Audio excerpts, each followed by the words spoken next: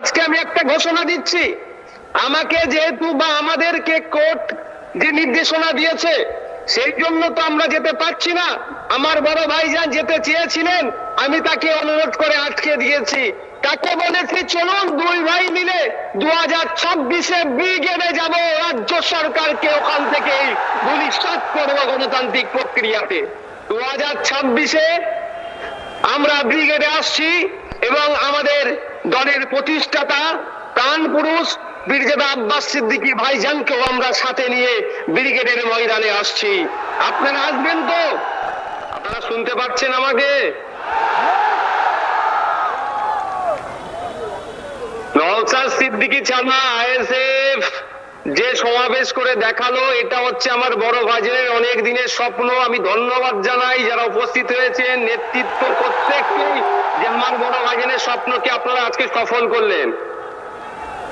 ভাইজান বারবার আমাকে বলে যে বেশি বেশি নেতা তৈরি করো, যত পারবে নেতা তৈরি করো, যেটা আপনারা আজকে দেখিয়ে নেন। রাগ ক্ষোভ হচ্ছে নাকি আপনাদের? রাগ ক্ষোভ হচ্ছে?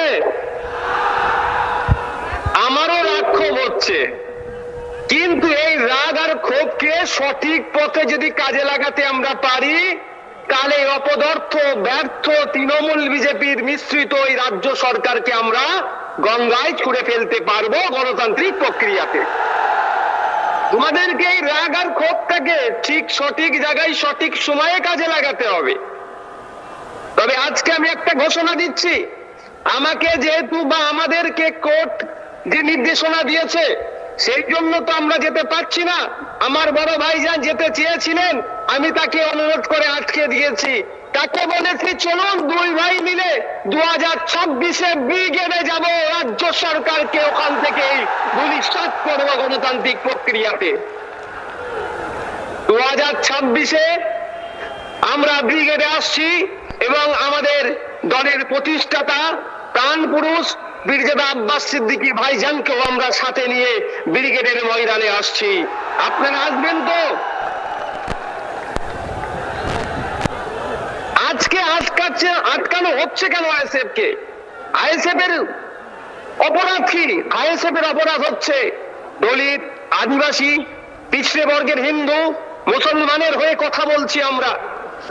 আমাদের অপরাধ এটাই, জলজমি জঙ্গলের যে স্বাভাবিক অধিকার আদিবাসীদের, সেটা কেড়ে নেওয়া হচ্ছে। দেউচা পাচামিরে আদিবাসীদের অধিকার কেড়ে নেওয়া হচ্ছে, এর বিরুদ্ধে বলার জন্য। ওয়াকফ সম্পত্তি কেন্দ্রের বর্বর সরকার কেড়ে নেওয়ার চেষ্টা করছে অ্যামেন্ডমেন্টের নামে, তার বিরোধিতা করার জন্য আমাদের ওপরে এই খরা নেমে আসছে। আমাদেরকে আটকানো হচ্ছে কেন? আমরা জাত ধর্ম বর্ণ নির্বিশেষে যে আইএসএফ প্ল্যাটফর্ম তৈরি করেছে, এই ভোটের রাজনীতি যারা করে, যারা ধর্মীয় রাজনীতি করে, তাদেরকে অচিরেই আমরা গণতান্ত্রিক প্রতিষ্ঠার মাধ্যমে তাদেরকে আমরা বিচ্ছিন্ন করব, সেই ভয়ে আমাদেরকে আটকানোর চেষ্টা করছে। যখন কলকাতা হাইকোর্টে যখন এই বিষয়ে মামলা চলছে, আমার কাছে খবর আসলো ইনডোর নেবেন না আউটডোর নেবেন। আউটডোর নিলে নাকি আপনাদের কজনকে বাইরে থাকতে, আমার পঞ্চায়েতের নেতৃত্বরা ওখানে নেতৃত্ব দিয়ে শহীদ মিনারের সমাবেশকে সফল করবে। আজকে সে প্রমাণ দেখিয়ে দিলেন আপনারা। তো বড় ভাইজানের নির্দেশ ক্রমে আমাদেরকে আমরা আউটডোরই চাইলাম, অর্থাৎ শহীদ মিনার চত্বরই আমরা নিলাম। বারবার রাজ্য সরকার আমাদেরকে ইনডোর ইনডোর ইনডোর ইনডোর দেওয়ার চেষ্টা করছিল, অর্থাৎ ঘরে ঢুকিয়ে দেওয়ার চেষ্টা করলো। আর এর আইএসএফ তৈরি হয়েছে যারা ঘরের মধ্যে ঢুকে আছে, তাদেরকে ঘর থেকে বাইরে বার করে তাদের অধিকারের কথা বলবে বলেই ঘরে ঢোকার জন্য আইএসএফ তৈরি হয়নি। আইন বিচার ব্যবস্থার প্রতি মান্যতা দিই। দুর্ভাগ্যের বিষয়, সিঙ্গেল বেঞ্চের অর্ডারকে আমরা চ্যালেঞ্জ করে ডিভিশন বেঞ্চে গেলাম, কিন্তু ডিভিশন বেঞ্চ ওটা আগামীকাল ডেট রেখেছে।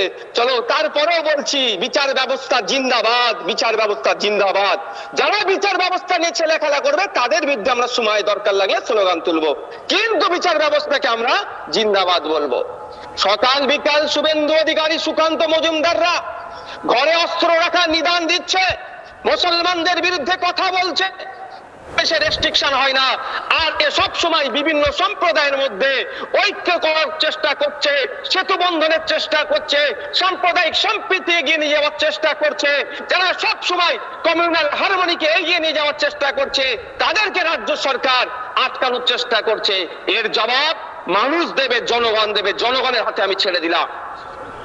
বন্ধুগণ, দুর্ভাগ্যের বিষয়, আমি আজকে ওখান থেকে দাঁড়িয়ে বলতাম, আমি ভার্চুয়ালি আজকে বলছি, সারা রাজ্যে যখন মাদ্রাসাতে জঙ্গি বলে যখন এক শ্রেণীর মিডিয়া দেখে দেওয়ার চেষ্টা করছে, আমাদের রাজ্যের অভিভাবিকা মাননীয় মুখ্যমন্ত্রী কেন মুখ বুজে সহ্য করছে, এই প্রশ্নটাও আজকে রেখে দিলাম আপনাদের কাছে। কারণ তিনি আমাদের রাজ্যের অভিভাবিকা, তিনার প্রেস কনফারেন্স করে বলা দরকার ছিল যে না, তোমরা যারা মাদ্রাসায় পড়াশোনা করো বা যারা মাদ্রাসা শিক্ষার সাথে যুক্ত আছো, আমি রাজ্যের অভিভাবিকা হয়ে বলছি, তোমরা চিন্তিত হবে না, মাদ্রাসায় কোনো জঙ্গি কার্যকলাপ হয় না। কিন্তু দুর্ভাগ্যের বিষয়, এ কোনো বক্তব্য দেখলাম না, বরঞ্চ ক্রমশ মুসলমানদেরকে ভয় দেখানো হচ্ছে। দলিত আদিবাসী নির্বিশেষে সকলের উপর অত্যাচার হচ্ছে।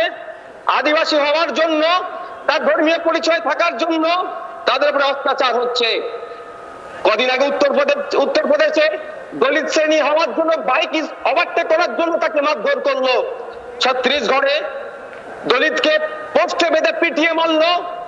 উত্তরপ্রদেশের সম্বল মসজিদের সার্ভের নামে মুসলমানদেরকে খুন করলো। এই নিয়ে রাজ্যের বা কারো কোনো কথা দেখতে পেলাম না। দুর্ভাগ্যের বিষয়, কেন্দ্র সরকার, রাজ্য সরকার অর্থনৈতিক ভাবে তারা বেসামাল হয়ে উঠছে। দুটো দলই এখন ধর্মীয় রাজনীতি করার চেষ্টা করছে। কেন্দ্র সরকার বলেছিল বছরে 2 কোটি চাকরি দেব, চাকরি দেওয়া তো দূরের কথা, বরঞ্চ চাকরি থেকে ছাঁটাই হচ্ছে। যখন এই প্রশ্ন করছেন, তখন নাকি খাজা হুজুরের মাজারের নিচে মন্দির দেখতে পাচ্ছে না। এই অপদার্থগুলোকে প্রশ্ন করতে হবে, এই অপদার্থগুলোকে জিজ্ঞাসা করতে হবে, খোদার সূচকে ভারতবর্ষ কেন 105 নম্বরে আছে, এর জবাবটা আগে দাও। আপনি ক্ষমতায় আসার আগে বলেছিলেন যে 1 টাকা সমান $1 হবে, আর ভারতবর্ষের সব থেকে টাকার দাম এখন আরো মান কমে যাচ্ছে। এখন 86.5 টাকা দিলে $1 পাচ্ছি আমরা। যখন আপনি ক্ষমতায় এসেছিলেন 2014-তে 60-62 টাকা দিলে $1 পাওয়া যেত।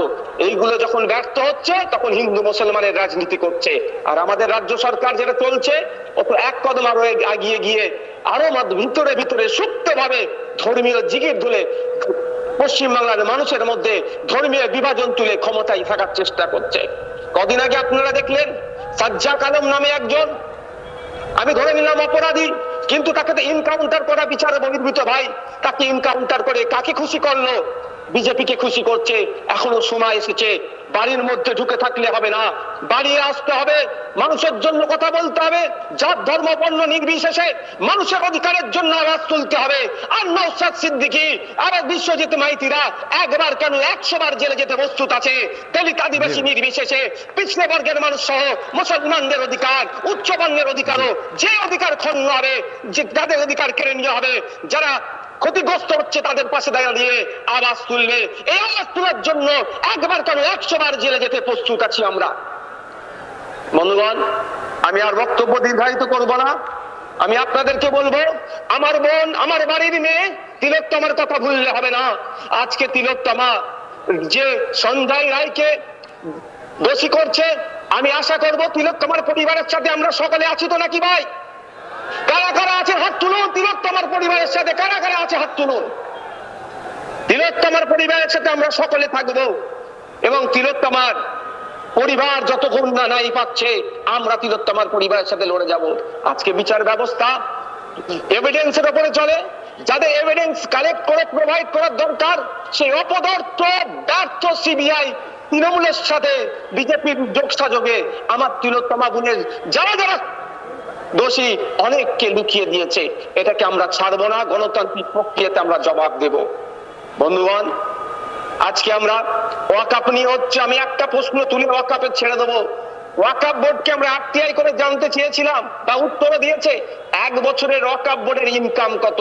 সেখানে দেখতে পাচ্ছি 1 কোটি টাকার নিচে। আর অপরদিকে আমরা কি দেখছি, রাজ্য সরকার বলছেন ইমাম ভাতা নাকি ওয়াকাফ বোর্ডের মাধ্যমে দেওয়া হয়। প্রায় 43,000 ইমাম মুয়াজ্জিনকে ভাতা দেওয়া হয়। প্রায় 150 কোটি টাকা 1 বছরে ভাতা দেওয়া হয়। আর ইনকাম বলছে 1 কোটি টাকা। তাহলে আপনারা বলুন, তাহলে বাকি 149 কোটি টাকা কোথা থেকে আসলো, এটাও আমাদের জানতে হবে। আমি সকলকে সংগ্রামী অভিনন্দন জানাচ্ছি। প্রশাসনের কর্তাদের বলবো আপনারা দায়িত্বশীলতার পরিচয় দেবেন, এই বলে আমি আমার বক্তব্য শেষ করছি।